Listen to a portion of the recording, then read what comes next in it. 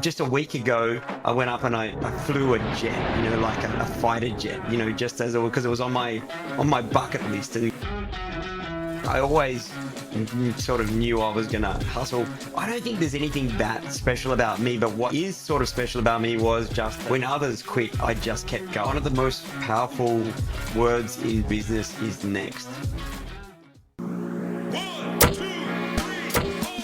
Welcome to The Business Game, a podcast that moves the needle. Hey guys, before we get started today, we just want to take a moment to thank one of our sponsors, TraffTrack. If your traffic control, construction, or security crews are still juggling manual check-ins, scheduling, and resource deployment, you're leaving productivity on the table. TraffTrack's app automates shift assignments and timesheets in seconds. Visit trafftrack.com to see why over 1,000 industry professionals rely on it every day. And thanks again to TraffTrack for supporting The Business Game. Hello and welcome to The Business Game, a podcast that moves the needle. I'm Steve Plummer. And I'm Coolness. Before we get started today, make sure you like and subscribe wherever you're listening.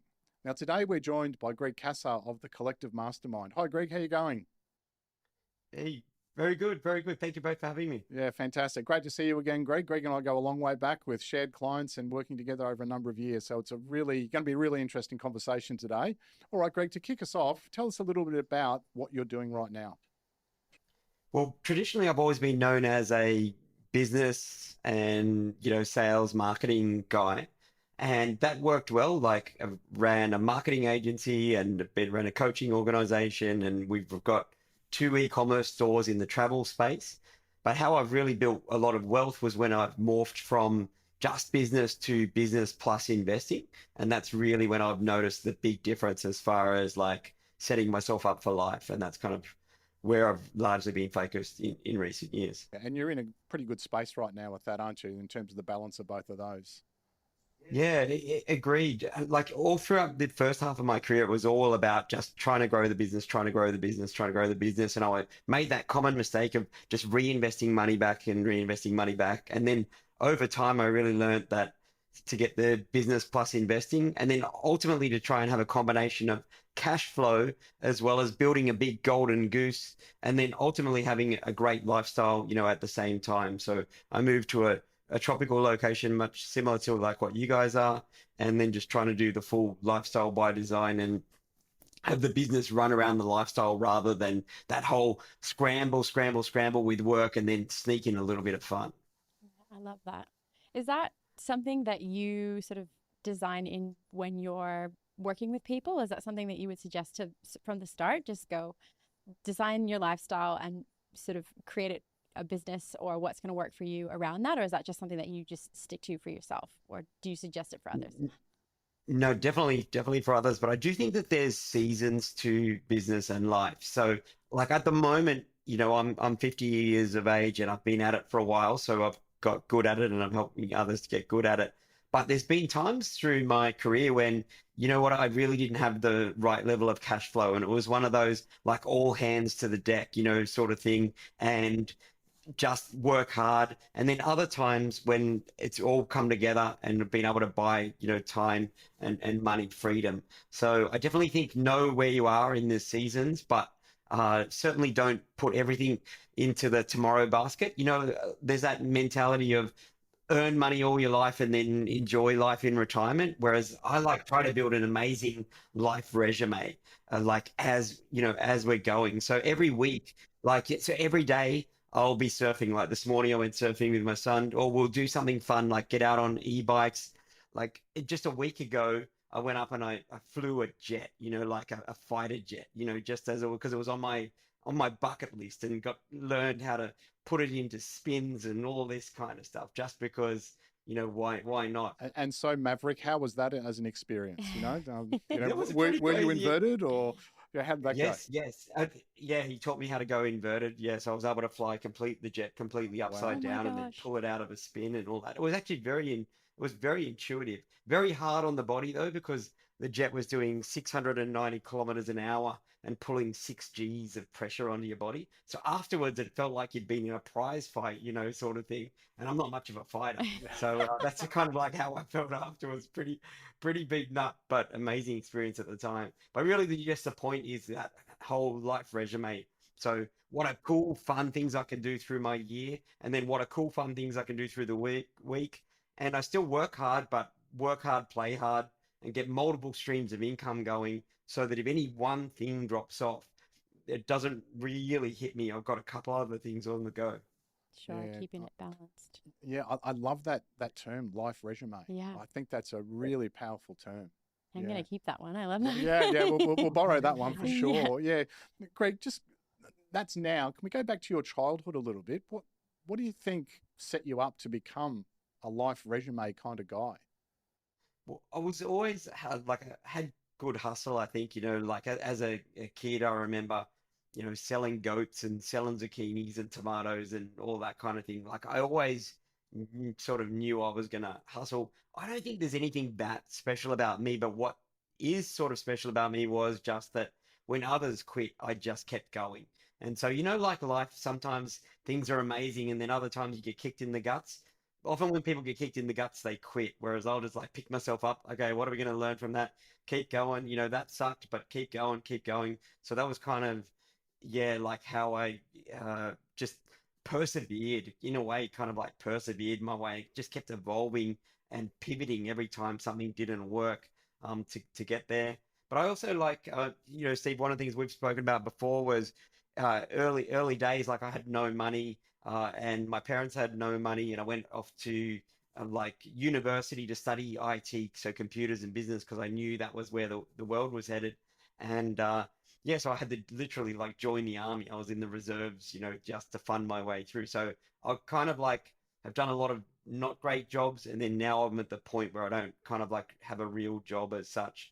Just, I'm one of those, that guy got lucky and the full internet lifestyle, but luck is labor under correct knowledge, and no one ever gave it to me. You know what I mean? So that I've been waiting at times for a knight in shining armor to ride along on his white horse and save me, and he never arrived. So I thought I should probably roll up my sleeves and do it myself. I love that. Yeah. Yeah. If you could pick a couple of pinch me highlights throughout your career, what would they be? Do you mean like good highlights or bad? Hey, I mean, if they're a Yeah. highlight, if you found a really beautiful thing, like the collateral beauty of something, that's a Yeah. highlight too. Well, one that really stands out was actually like something bad that happened, but out of that something good happened. So before I was an entrepreneur, like my first thing out of work, out of the day job, was running a marketing agency, which I still do recommend for people because it's a great way to learn, in other people's businesses and stuff. But before that, I had a day job like anyone else, and I worked my way up in the IT game to become an enterprise architect. So I used to design computer networks for banks and insurance companies and large steel manufacturers, these kinds of things. And my customer, who was a large steel manufacturer, they came to me and they needed effectively storage. They needed disks, and they told me what they wanted, and I designed it for them. But what they wanted wasn't actually going to meet their needs. And so I designed a bigger system for them that was going to meet their needs for a year and a half instead of like 6 months. And I did a $1 million upsell.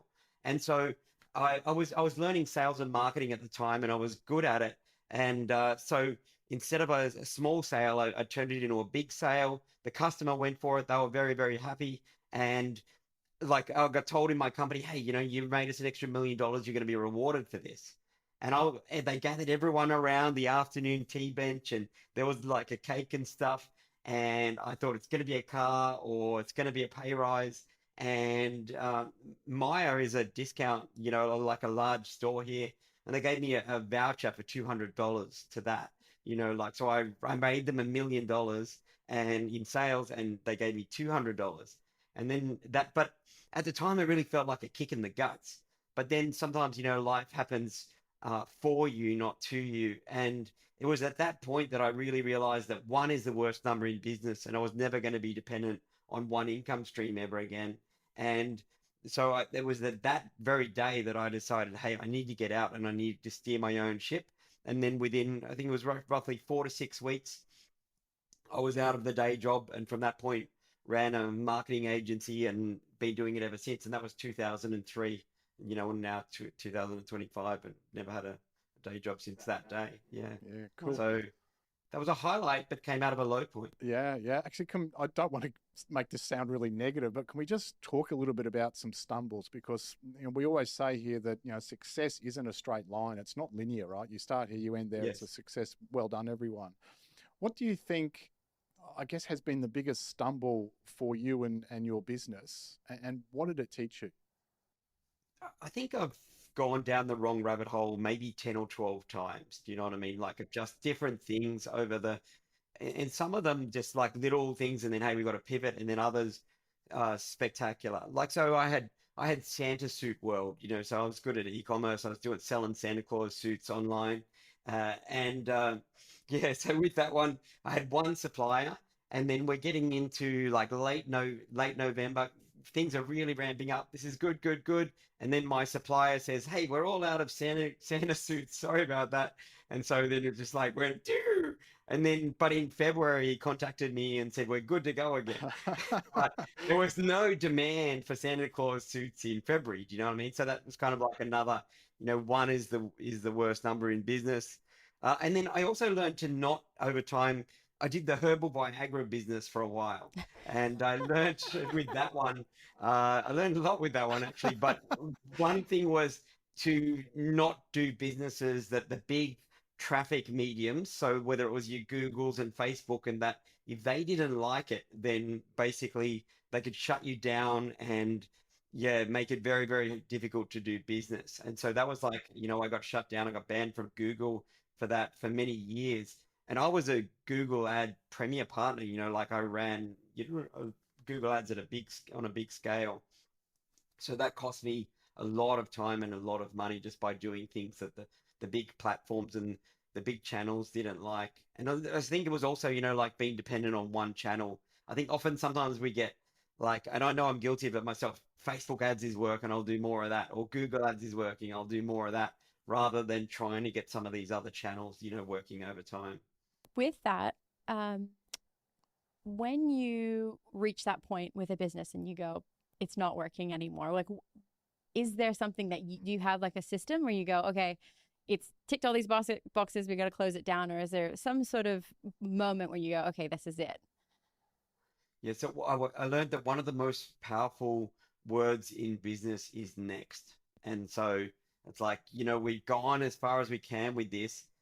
Can we pivot? Can we change it and make it work? Or sometimes we just got to say next. And that's why I spoke before about I like to have a multi-leg stool. So if we only have one leg to the stool and then something happens to that leg, then all our income drops. So that's where having two or three other things on the go, if one doesn't work, this is often in the early stages of figuring out a business opportunity, where you just got to try things. And so sometimes you'll just deliver for those customers, but then stop taking on new customers and then focus your energy in other areas. But then once you get like a full hero business where everything's working, and I've learned that business is really just about the multiplication of capital. So if you can take capital, put it in and amplify it multiple times, at scale, then you don't necessarily need as much of that multi-leg stool. But certainly when you're figuring different things out over time, yeah, that has been very, very important. Greg, just on that, we hear that that phrase of that whoever chases two rabbits catches none. Which is a Yes. bit of a pushback against the multi-legged stool. So, is there a difference between what you're talking about and that, I guess, that split focus? Yeah, I think both points are valid. That is a very good point you raise and I am guilty of that at times of that he or she who chases two rabbits catches none. But at time, if you don't have a proven working model, I think just pursuing one thing can be difficult. So that's why like sometimes I'll have two or three things on the go, and then one will become a winner, and then it'll get most of my energy. But I've also learned to stack and batch time as well. So say for example, like one of the ways that I get a lot done is by how I manage my calendar so that I can work on multiple businesses. And so like my mornings, I really preserve them and I keep them free. And so in the mornings, I work on building whatever it is that I'm working on, building businesses, how am I moving things forward? And then in the afternoons, that's when I'll have things like meetings where I'll work on how can I service my customers? How can I, help other people? And so sometimes I literally may have these days I'm working on this business and those days I'm working on that business. If you look at Elon Musk, he has multiple businesses, but he goes to Tesla one day and he goes to SpaceX another. And so I do the same sort of things, but with my afternoons of these afternoons I'm working on this business and these afternoons I'm working on that business. And then I try to batch whole days where I have nothing on and I can just get, just get stuff done or just choose life. Yeah, cool. Like that. With that too, when you're choosing businesses, sorry, I'm so interested in this. Yeah, no, good. Um, like, do you choose based on something that you're passionate about or really interested in, or are you just looking at trends and going, okay, I think this might work? Like, how do you select the Yeah. Santa suits and like the herbal Viagra? Like, where does that Yeah. come from? Like, what's that process? Yeah, so there's different business models, and as a general rule, there's kind of four main business models online. So my favorite of all business models is SaaS, software as a service, and because you've got the most leverage, you've got code working for you as well as internet and media and a whole bunch of things. Then there's info product. I've done well in that space as well. E-commerce, really done well in that space. And then there's services business, like you could be a local service or it could be a national service. So I've done all of the four business models, but what I've found is there's kind of like a freedom scale associated with it. And SaaS, software as a service, if you get that right, that has the most freedom associated with it because, yeah, you can build a whole system that doesn't revolve around you, and it's just got so much leverage. E-commerce, like we sold over $10 million worth of baby products on Amazon. That was a great success for us. But the problem with e-com I found was that you always need to be buying more stock, so like you have a great run, you need to pay tax and then you got to buy more stock. And so sometimes you've got your money just going around, in a circle. Info product, I love that as well. But I think it is getting more difficult, with so much free info out there. And then the services business is great, but ideally, if it's not just tied down to one thing. So if you can provide a service that is like all over a country or all over the world, like so that's why like I run a mastermind because it's very leveraged. And I think post COVID, people are happy just to jump on a Zoom. They don't feel like they need to go to your office anymore and that kind of thing. And then, but as far as like actually choosing the individual businesses, one of the things I found, because I'm a growth hacker, like I'm an expert at scaling companies, sometimes some of the biggest things I've done, I wasn't even the original, guy that started it or girl that started it. I was just like worked with them on marketing or something, and then over time morphed into like a growth hacker model is instead of paying me fee for services, how about don't pay me anything, but if I make you extra money, then give me a small percentage of that extra money. And so it's very, very risk free for them. But to have a growth hacker come into a company and scale it, it literally, like can make it take off. And so some of the biggest things that I've done, actually, I didn't start. They were, yeah, growth hacker models. And then some of them I even ended up on the cap table over time, yeah, becoming a full partner in them. I love that. Yeah, cool. Greg, let's focus on that growth hacker model Yes. kind of thing. So when you decide to partner with someone, with a hero business, with that profit share that you mentioned, what's the green light for you? What does that look like that makes you go, yeah, this is the one? I want to make sure that, well, Frank Kern says, avoid a square moving wheel. So if it doesn't have momentum, then it's very, very hard, right? So you don't want to ever be involved in saving someone's life because what they have isn't working. So ideally, I'm looking for a business where it's succeeding despite themselves. You know what I mean? Like they may not have a whole bunch of main channels working, that kind of thing. So if I can see something's already doing well and but it's missing a whole bunch of channels or it's missing a whole bunch of follow up. Because there's basically when it comes down to it, there's three main ways to grow any business. So I'm looking at these sorts of things. So how can we, one, get more clients? How can we, two, get them spending more? And how can we, three, get them coming back again? So I'll think through sort of the framework of that and then make sure that if I go into it, I already know that I'm going to win to a degree, or I'm not going to go into it. And sometimes I'll just test the waters with like, let's just do a 3 month trial of me just doing some stuff with your business, and then then morph across into that. And another part is coolness factor. So coolness factor is income divided by stress. So what if you've got high income but low stress? That's ideal. But if you have low income and high stress, that's a disaster, sort of thing. So I try to avoid anything that doesn't have a great coolness factor. Yeah, cool. Is there a red flag around that? I know you've given the principle. Is there one thing that might point to that? Well, hang on, that's really uncool. Yeah. And often it's about founders and mindset, psychology. Naval Ravikant says people conflict when they don't have values, morals, and ethics in common, right? So yeah. So say for example that the three of us were going to work together, and the business was like an absolute slam dunk, and there was no problems, but we didn't meet, or like if we didn't have the same values, morals, or ethics, then it would be better just to walk away, because what I do know is it'll often lead to conflict.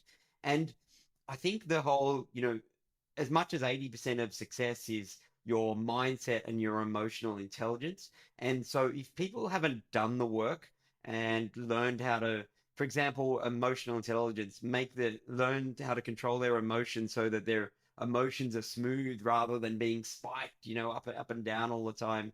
Yeah. So just avoiding those kinds of people into my life, just making things, yeah, more fun, smoother, happier. Yeah, Yeah. I do love that term, the coolness factor, right? Yeah. Like that's Yeah. Yeah, income divided by stress. It's a big one. So that's like a lens that I look through everything with now, because I don't need to take on any individual opportunity just to hustle. You know what I mean? I'm not down to my last brass razoo, but if something comes along and it's fun and there's a bit of coin to be made and everyone can win, that's the other thing. I'm not interested in making money if I'm the only one making money. Like if the three of us were working together, everyone's got to be winning, or otherwise it doesn't feel fun. Do you know what I mean? And I think everyone's got to be enjoying it. But yeah, so coolness factor has been a very, very big lens to look at things through. Filter. Yeah. Just on values, what are your core values that you use to guide you through your business journey?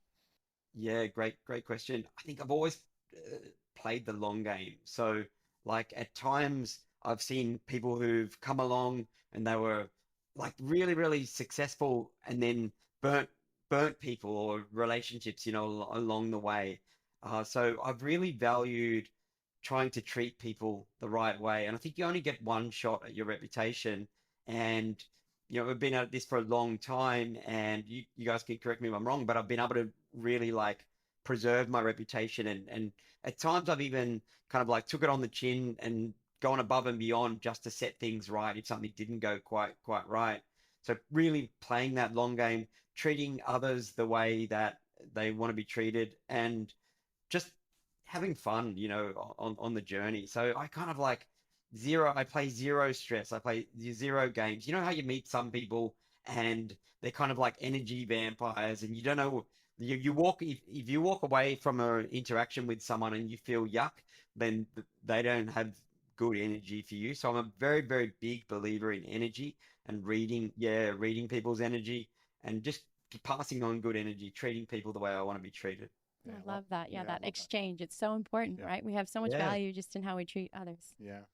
Well, absolutely. that's a very human thing, Greg. Let's go a little bit unhuman, if you like. Let's talk about AI and AI in Yeah. business. Now, I know that you use AI in some of your companies.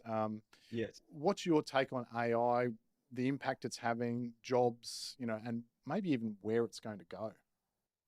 Yeah.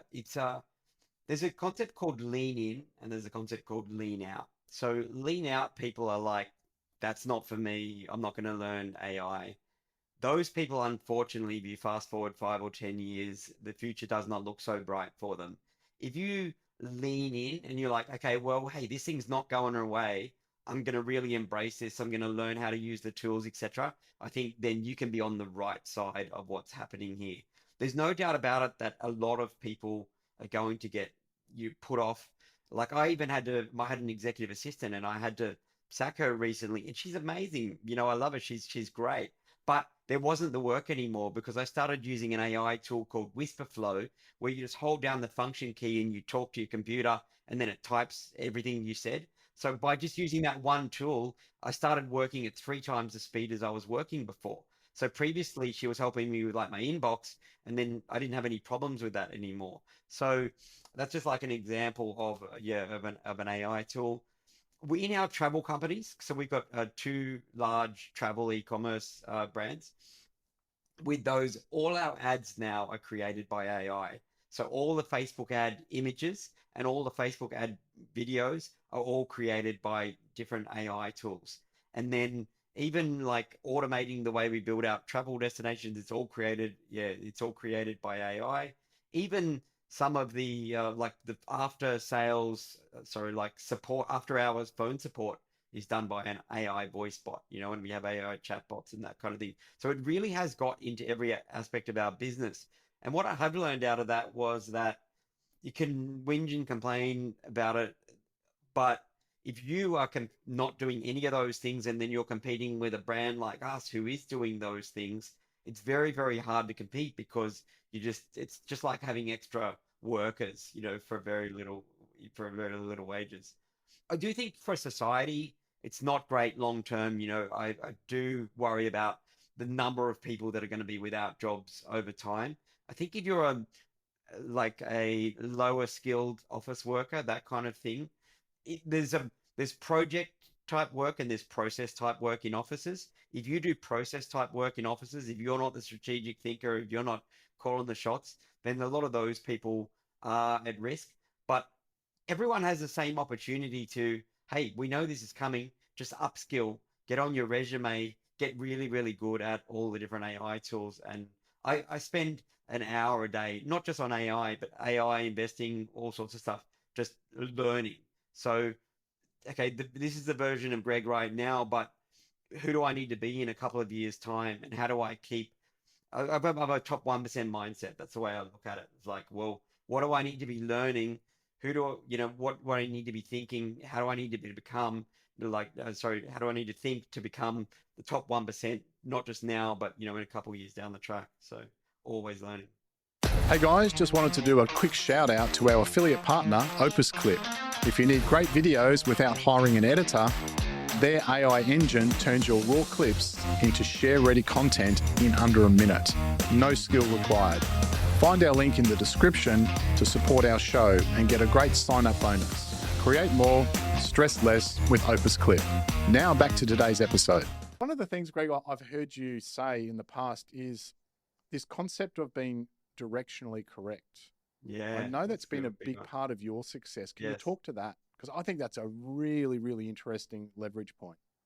I love that you've picked up on that, Steve. Yeah. So I've always said this thing of just being directionally correct. What that means is like not everything that we're going to do is going to work. Not everything that we're going to do is going to be like successful in some one way or another. But as long as we're constantly moving in the right direction, then that's okay. For example, with diet and nutrition and exercise and all that kind of stuff, I used to be overweight, not proud of it, but I just really didn't understand about nutrition and all that kind of stuff. And then I changed my mindset of, hey, that's not me anymore. I'm not going to be that anymore. And I learned all about nutrition and biohacking and supplementation, etc. And then so most of the time I'll eat pretty well. But if I'm on the road and I've got to get somewhere, I'm happy to pull in and have a burger. It's not great, but I'm directionally correct most of the time, meaning that 80-90% of the time I'm directionally correct. And that's the same, whether it's with your business, your marketing, your diet, anything like that. Just think, hey, am I moving in the right direction? And if so, then I'm doing okay. Yeah. Adopting that, what impact did that have on your life and your success, adopting that particular mindset? Yeah, it just basically meant that I was always moving in the right direction. And I looked at my life as far as, okay, what are all the aspects that I want to optimize? And such as Like, where do I want to live? Like, how is the body, the health, the fitness? How is going to be the income streams or the business or the coolness factor? How is going to be, and the investing, like the golden goose, that kind of thing. So I look at like all those different facets and relationships, all those facets of my life, and then am I directionally correct on each of those? And then if not, what are the gaps or shortfalls, and what do I need to do to make sure that I am? And that way, I think you really can. Like people say, you can't really, have it all, but I don't know. I kind of disagree because I think if you're willing to play the long game and you're willing to just keep 1% better than you were yesterday, just keep getting better and not quit even when it gets harder. I really think you can engineer to have it all if you're willing to keep learning and willing to keep evolving. Yeah, I Yeah. love that. Yeah. When you are in a tough mindset where you're Yeah. feeling a little bit low and you're struggling and you're not so positive and you're feeling a little bit out of sorts, do you have like a ritual or something that you tell yourself or some little something that you do to pull you out of that and keep you directionally correct? Yeah, and I think everyone does have those. I certainly don't have them as much anymore as I used to. There's no doubt about it that, like people say, money doesn't create happiness, but one thing money does do is it gets rid of a whole bunch of problems. So, for example, cleaning my house or mowing the lawn or whatever, these kinds of things. I don't have to worry about those sorts of things anymore because they're just kind of, taken care of. When I am like, for example, if I have low cash flow or there's a whole bunch, bills piling up, there's no doubt about it. That sort of stress, does weigh on you. So getting more successful definitely, helps with stress. But your question was really, around mindset. I like try to, I think, the ants annoying negative thoughts, and I like try. I've got this thing of catch it. Okay, is that helping me or is it hurting me? And then if it's not helping me, how can I move it on? I studied NLP for a while, neuro linguistic programming, and that was very, very good as far as like learning how to control the subconscious brain. I don't think enough people spend time learning how to control their subconscious brain. And then also changing my physiology. So like with breathing and that kind of thing. And sometimes it's just like, say if it was 4 o'clock in the afternoon or whatever, and I was beat and I hadn't had a good day, I may say, you know what, that's enough for today. I might get out, get exercise, or have some fun, and then tomorrow morning I'm going to hit it hard and I'm just going to get in there early and go for it. But other times it's just like, and we spoke about it before. The reality is no one's coming along to save me. Like the reality is no one cares about me as far as so if I don't do it, there's no one going to do it for me. So I just have to. It's not even an if, because I think a lot of people do what they want rather than what they need. And so, yeah, like say I do just want to veg out at the end of the day or whatever, I'll reward myself with that if I've done what I needed to do. So, yeah, I think mind over matter really. But it's a good question. It is very hard. Yeah, I do understand that. Yeah. Just on that, you've spent over $250,000 learning from some of the world's top coaches and top Yeah. minds. So I don't know, can you give us one lesson from that investment that you still use to this day? One or two even.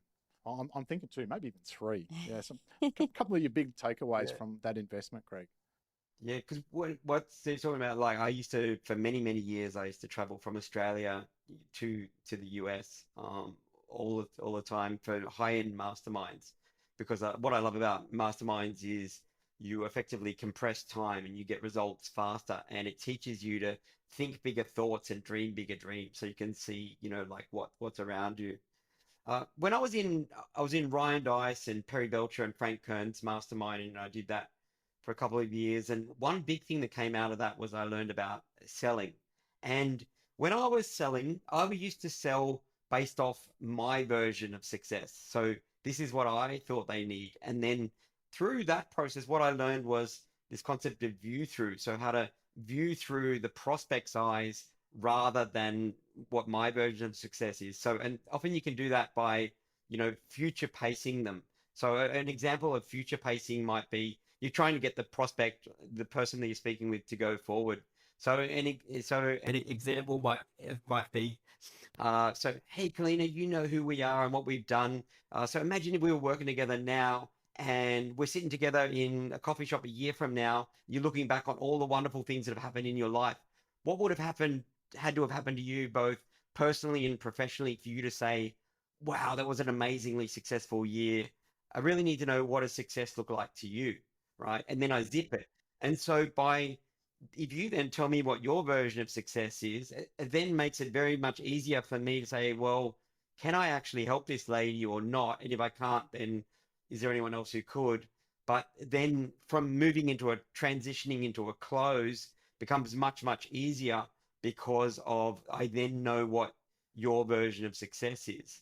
And then another big thing on selling that I learned from that was like often people are, when they're getting up to the awkward bit of selling at the end of like, oh, do you want to buy this?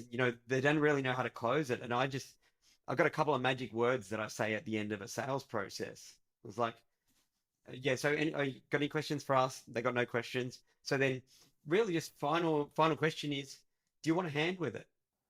Ooh, And yeah. then I just zip it. And so see that way you're asking, do you want to move it forward? But you don't have any of this awkward, do you want to buy, and all that kind of stuff. Yeah, So buy my just stuff. That Do, forceful. yeah, Yeah, I think yeah. there's enough yeah, noise yeah, yeah. So online it's just still. do you want to do you want to hand with it? So that was kind of like a couple of like really, really big ones that made an impact in my life. But I think the biggest thing out of being in masterminds and all that was the mindset and the belief and the modeling around you, just seeing, hang on a second, that guy or girl's not really any better or different to me, and look what they're doing. And often it came down to speed, like sometimes I was just moving too slow, and success really, really follows speed. So just going faster. A lot of people say I'm too busy, I don't have the time. It's like, hey, just get up an extra hour earlier a day, and there's like an extra 30 hours of productive go, go, go, go. And that can make a massive, massive difference in someone's life. Is there a single year that you experienced peak growth, and what is it that you think made that year explode for you in terms of Yeah. There's one year that really, really changed my life was 2017. And that was the year that I still remember it at 3:12 a.m. And I just sat up in bed. I was wide awake, and I just figured out Bitcoin, and like I really, really understood Bitcoin, and I knew that the supply was limited, and I knew that the demand for it was going to increase, and I knew that the price of it was going to basically increase forever. And I woke up, I woke up my wife, and to say that she was less excited than me, probably at very 3:12? Yeah, accurate. Yeah, I but get that. again, yeah, She told me go back to bed, like go to sleep, and but I couldn't. I was just too excited, so I got online and I researched and researched, and I tried to find holes in my plan. But with that, like then I backed up the truck and I bought a lot of it, and a lot of people laughed at me at the time. But then, you know, I was 100% right. And if you fast forward, yeah, what have we now 8 years later, there's not that many people that laugh at you for buying a lot of Bitcoin anymore, No. yeah, sort of thing. So that was kind of like I knew to know and not to do is not to know. So like on the investing side, I was doing dabbling and all that, but I was a business guy. I wasn't thinking about B+I. So Robert Kiyosaki, his famous book, The Cash Flow Quadrant, he talks about how there's four ways you can make money, and you can be E, which is an employee, you can be S, which is self-employed, you can be B, which is a business owner, and you can be I, which is an investor. And I was just in the B quadrant. And what I learned was you can be in any of those quadrants as long as you add I, then you get your money working for you. So you can be an employee who's also an investor, or self-employed who's also an investor. But if you look at every billionaire in the world, what are they? They're a business owner who's also an investor. And that was kind of like really when I morphed to becoming a serious investor. And like, because I'd spent all this time learning business, and then I thought, hang on a second, how much time have I spent learning investing? Nearly none. And so that's when I then flipped the switch and was like, okay, well, now I need to do my 1,000 hours, in this discipline. How do I become, remember I spoke about that top 1% mindset. Okay, well, how now do I become a top 1% guy in this space? What do I need to learn? Who do I need to become? That kind of thing. And so just went down that. And then I learned about different like vehicles as well. So you can build wealth in your personal, you could build wealth within the company, or most people have a 401k or a superannuation, and it's growing at like 10 or 12%. But then it might have 3 or 4% of just inflation and 5 or 6% fees. So they think their money's growing at 10% a year, but it's actually growing at 3 or 4. So like, and I made that same mistake for many, many years. So I learned like all those sorts of things and then how to outperform the control. That was when I really learned how to not just have the business cash flow, but then build a big golden goose so that over time, when you get later on, you can then, yeah, harvest its eggs and provide cash flow from that. So that was kind of the biggest thing. Yeah. Can I Bitcoin. ask, when you said Yeah. you dove in to do your 1,000 hours of the discipline and learning, Yes. where did you go? What do you have for our listeners? Maybe some places to start in terms of investing, business books, AI, anything that, any like top tips where to start? Yes. So YouTube was kind of like my biggest thing, and TikTok later came later on. I learned a lot on that. Yeah, books. So going on Amazon and just figuring out, and I bought courses. Uh, I'm I'm now teaching on that subject as well. It's free. It's called Business Invest Freedom. Like that's my YouTube channel and businessinvestfreedom.com. I'm going to publish like now I'm building a series about how to build your wealth and yeah, systematically. So that'll be on all Business Invest Freedom. That's free. Uh, there's another guy on YouTube that I follow called Invest Answers. His name's James. He's really, really good. I've learned a lot. I've learned a lot from him. But I think the first thing is just really like identifying, hang on a second, am I doing just B or am I doing B plus I? Am I doing business plus investing?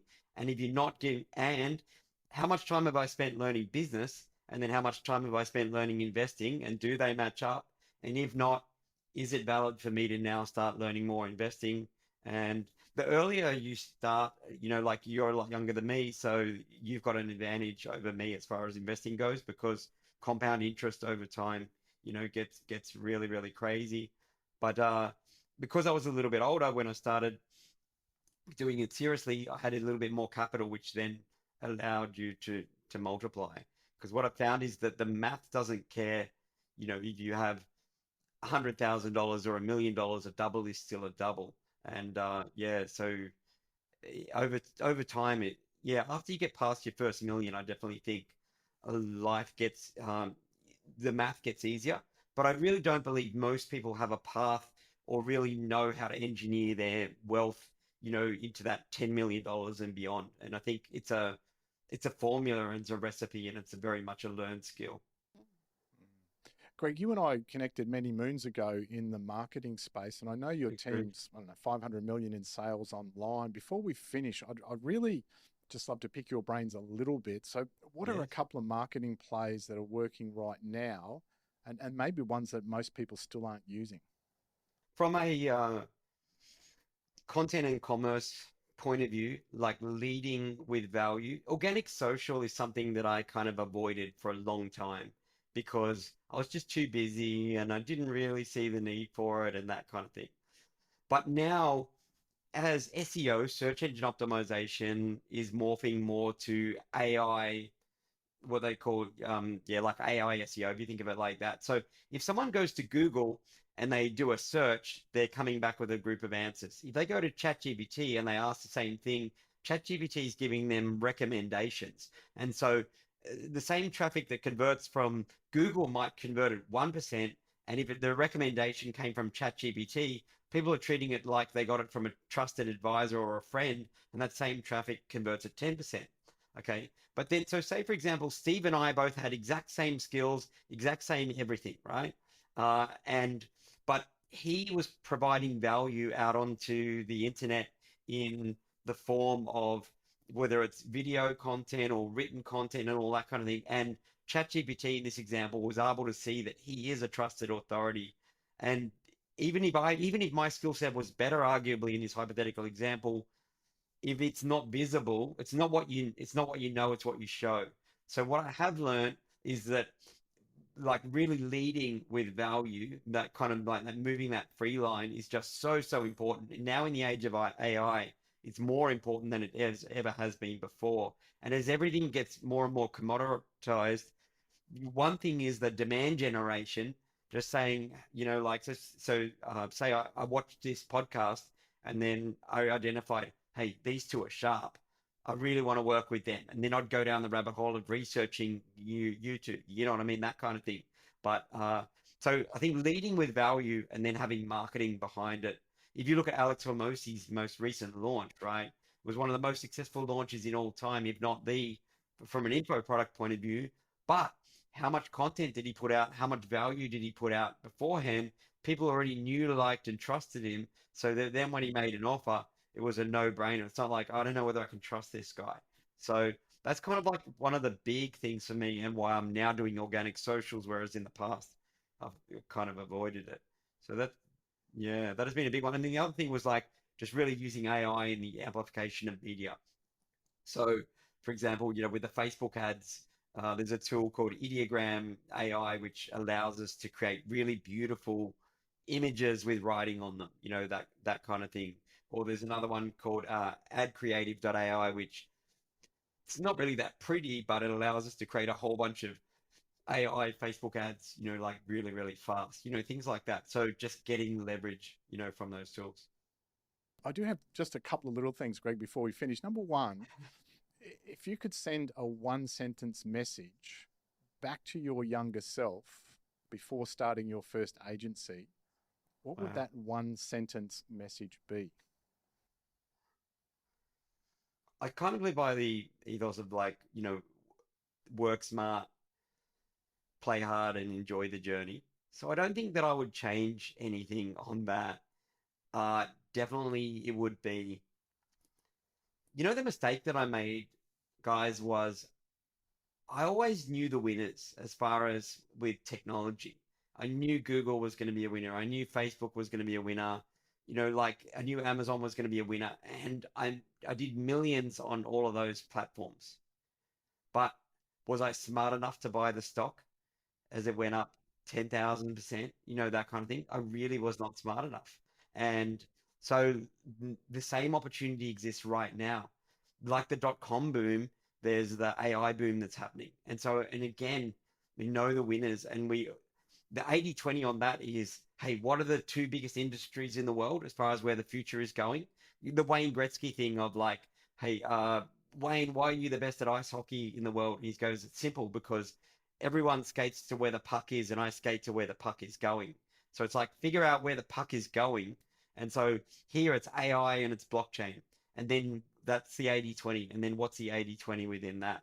So it's kind of like that was the mistake that I made before that cost me a lot of money, and I'm not making that mistake again. Yeah, wow, that's really cool. Love that. Thank you. Greg, No, before we you're welcome. finish, we get to know the person behind the screen, if you like, with 5 rapid fire questions. So I'm going to fire 5 questions at you. 1 or 2 answers are appropriate. So are you ready? Here we go. Okay, All right. sure. What was your first job? Uh, Tractor dealership, just general guy at a tractor dealership. Excellent. Number 2, the one thing you couldn't live without. Wife and kids. Number 3, iPhone or Android. iPhones, just there's no comparison. Agreed. I knew you were going to say that, by the way. But Yeah, anyway, yeah. and I think we know the answer to this one. Early riser or night owl? Oh, definitely the morning. And also because most people don't understand, like I'm a male, testosterone peaks in the morning and it drops off through the day. So anything that you need to get done, get it done early. Mm. And lastly, what was the last book you read? I can see a few behind you on the shelf there. What Yes. was the last one? I'm actually just last night I was reading the Alex Hormozzi, the $100 million money models. All right, fantastic. Greg, thanks very much. Now, where can people find you and your company? So the mastermind is at collective.com.au and all the free content that we're putting out now, if you go businessinvestfreedom.com, that's probably the best resource. It'll have links off to all the, different channels and stuff. And on YouTube in the shorts, yeah, Business Invest Freedom, that's where we're really publishing a lot of free stuff to help people. Excellent. Awesome. Thank you, Greg. On that note, thank you so much for your time and for joining us today. It's been an absolute pleasure. I've got a bucket load. Colleen, I don't know about you. Yeah, Value was, amazing. Yeah, thank you so much. yeah. Wow. Excellent. Thank you for having me on the business game. It's been a pleasure. That's all we've got time for. Greg, thank you once again. Thanks for joining us, everyone, and we will see you next time. Thank you. Bye. To help support our continued mission to provide free, best-in-class advice from the world's most compelling business leaders, make sure you hit that subscribe button and ring the bell so you never miss an episode. See you next Saturday. Thanks for tuning into The Business Game. If you like what you heard, make sure to subscribe on YouTube and follow us on TikTok, Instagram, Facebook, and LinkedIn to stay connected. A big thank you to our major sponsor, TraffTrack, for powering today's episode. And join us again on the next episode of The Business Game, a podcast that moves the needle.